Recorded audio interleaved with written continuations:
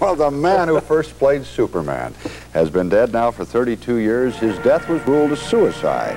But will the case be reopened? We'll have details after a break.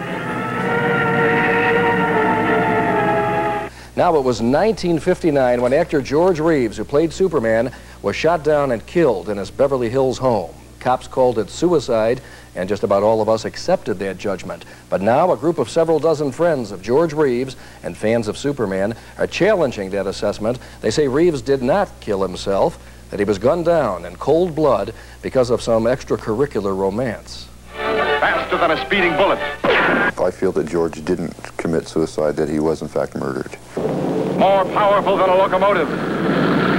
George Reeves was found naked in his upstairs bedroom. Look, up in the sky. It's a bird. It's a plane. The police investigation was very shallow. And who, disguised as Clark Kent, mild-mannered reporter for a great metropolitan newspaper? You're saying it was murder? That's correct. Everybody knows that Superman blew his own brains out 32 years ago, right? Not so fast. A large group of George Reeves fans, including his two former co-stars, are now convinced that he was murdered. These people are working overtime to prove it, and they say they have solid circumstantial evidence that Reeves was killed because he broke off a love affair with a wealthy married woman. That's correct. The Beverly Hills police, quite honestly, handled the case very poorly. He broke off the relationship. Shortly afterwards, he was receiving threatening phone calls. He had bought a couple of additional guns and a baseball bat that he carried in his car. He changed all the locks on his house. He was in fear of his life, and he let a few people know about it. George Reeves' final moments were spent in the bedroom of his home on Benedict Canyon Drive. His friends believe that a hitman entered the room and fired 3 or 4 shots.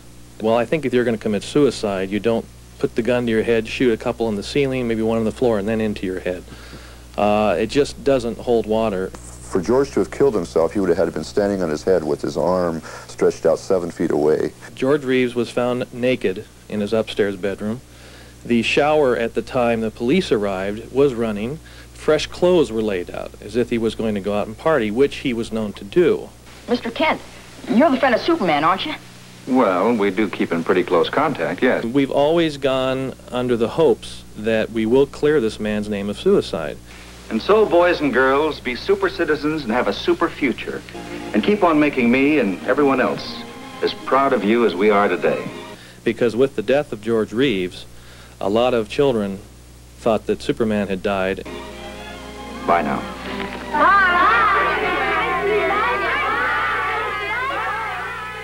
And a lot of their dreams and hopes died with him.